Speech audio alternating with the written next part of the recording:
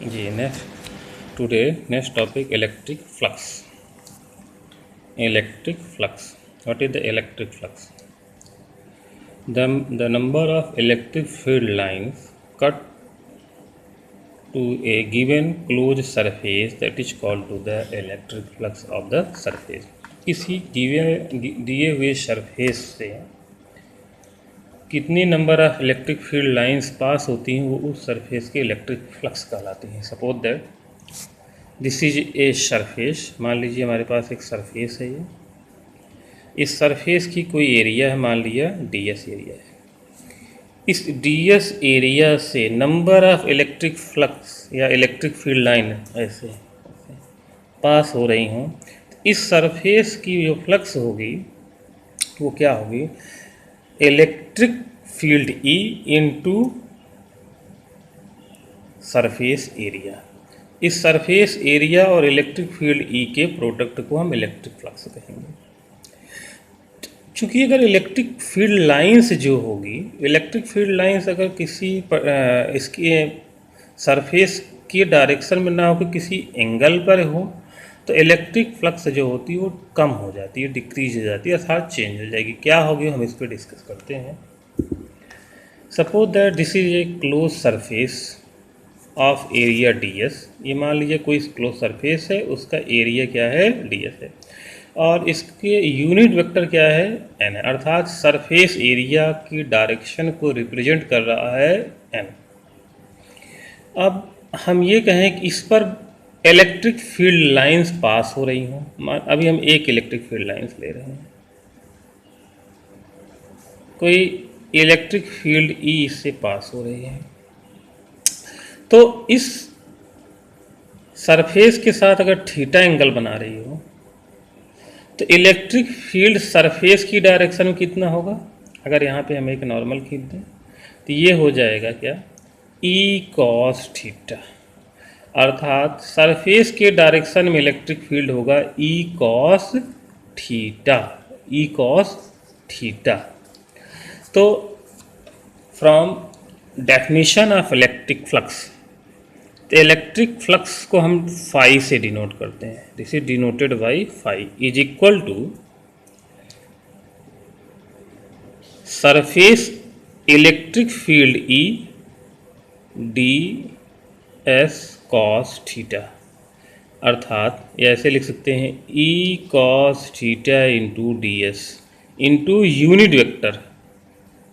अगर हम this is the so the direction of the surface, तो हमारा electric flux del phi is equal to हो जाएगा E ds cos theta unit vector. This is the electric flux. चूँकि theta अगर zero होगा, मान लीजिए इलेक्ट्रिक फील्ड सरफेस की डायरेक्शन में होगा, theta is equal to zero होगा, तो del phi is equal to हो जाएगा E ds cos zero n, अर्थात इलेक्ट्रिक फ्लक्स हो जाएगा E ds cos जीरो की वैल्यू क्या होगी? इज इक्वल टू 1, तो flux phi is equal to E ds हो जाएगा. अब आपको हम बता दें, जो हम डेफिनेशन के अकॉर्डिंग हम लिखेंगे तो कैसे करेंगे. हम कंसीडर कर लेंगे, consider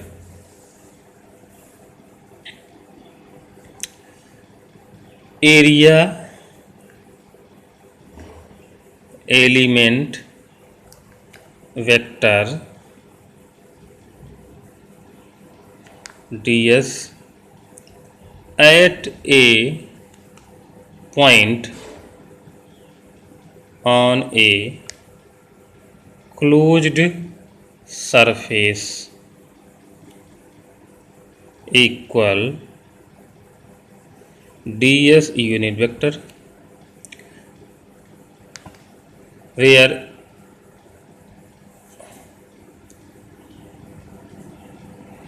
n cap is unit vector. ये क्या है? यूनिट वेक्टर है. तो आपको मिलता क्या है? अब यहाँ पे हम देखिए ध्यान से,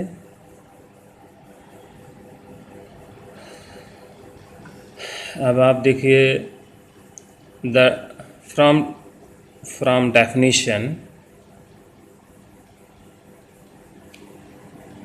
the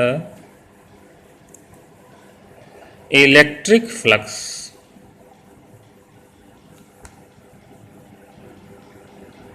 del phi through through an area element ds is defined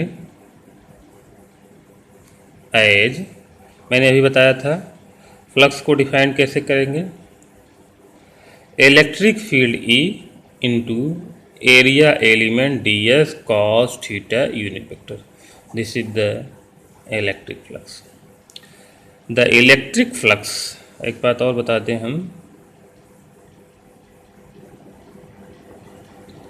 is a scalar quantity.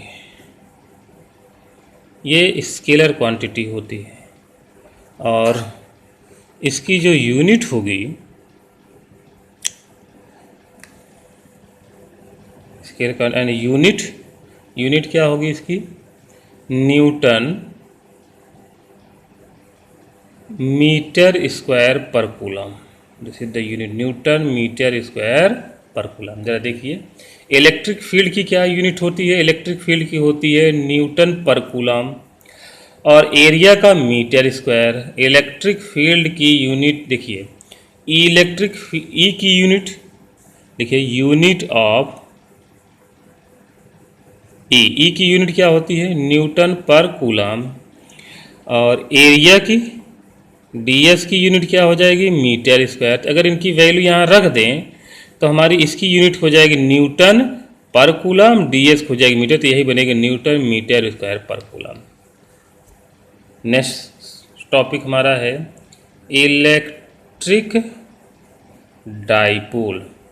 Electric dipole, what is the electric dipole. ध्यान सुनिएगा, पहले हम आपको लिख के ही बता देते हैं. An electric dipole is a pair of equal and opposite point charge. Point charges plus q and minus q separated by a small distance to a. This phenomena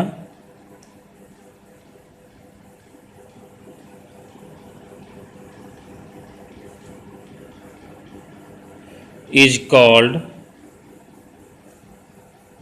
electric dipole. इस फिनोमिना को हम electric dipole कहते हैं. आप सुनिए जरा,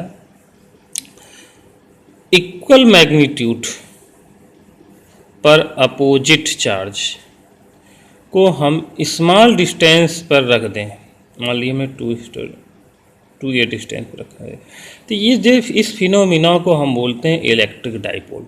इसको क्या बोलते हैं, इलेक्ट्रिक डाइपोल. ध्यान से सुनिएगा, ये इलेक्ट्रिक डाइपोल बोलते, देखिए जो अगर हम बात करें यहाँ पर द टोटल चार्ज, अगर हम बात करें इस फिनोमिना का जो टोटल चार्ज क्या होगा यहाँ पे, the total charge of the electric dipole, dipole is 0.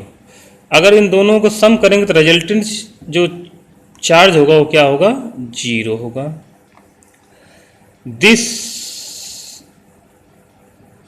Does not mean, इसका ये मतलब नहीं है that the field of the electric dipole is zero. इसका देखो रिजल्टेंट चार्ज जीरो हो सकता है, लेकिन इसका मतलब नहीं कि इलेक्ट्रिक डाइपोल जीरो हो। क्लियर है? इलेक्ट्रिक डाइपोल जीरो नहीं हो सकता, रिजल्टेंट चार्ज जीरो हो सकता है। तो ये जो फिनोमिना है, कौन सा phenomena? Two equal charges but opposite sign, अर्थात एक पॉजिटिव चार्ज हो एक नेगेटिव, पर उनकी मैग्नीट्यूड क्या हो? इक्वल हो।